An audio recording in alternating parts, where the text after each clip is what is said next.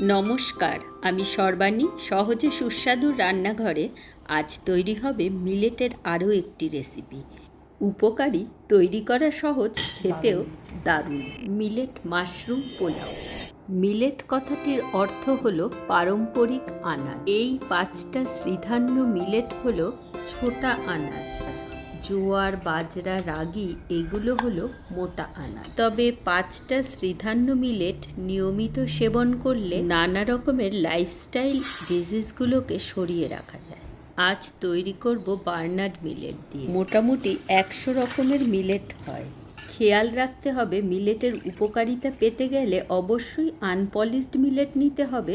ভালোভাবে রগড়ে একবার ধুলেই হবে।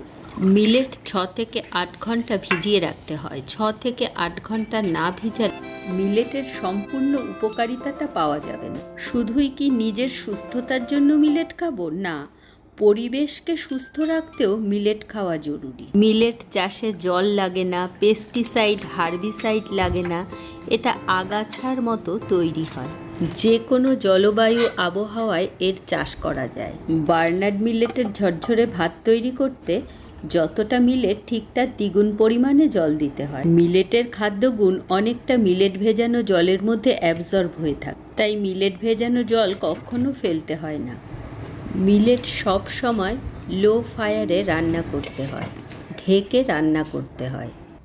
প্রেসার কুকারে মিলেট তৈরি করাটা মোটেই স্বাস্থ্যসম্মত হয় না। অ্যালুমিনিয়াম অ্যাভয়েড করে মাটি বা স্টিলের পাত্রে তৈরি করা ভালো।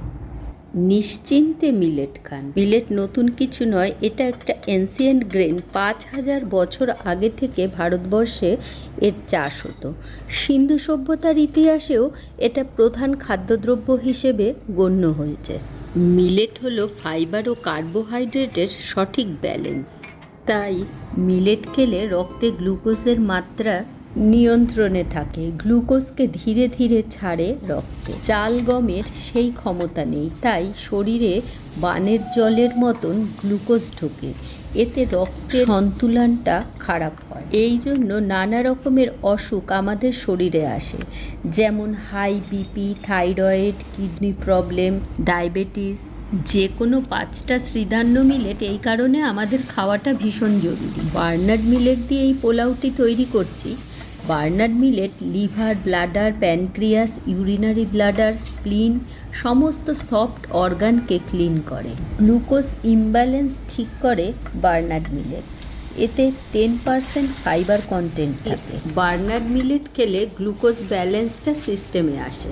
মাশরুম দিয়ে এইভাবে তৈরি করলে এর স্বাদ আর উপকারিতাটা আরও বেড়ে যায়। মাশরুমে থাকে প্রচুর অ্যান্টিঅক্সিডেন্ট, ভিটামিন ডি।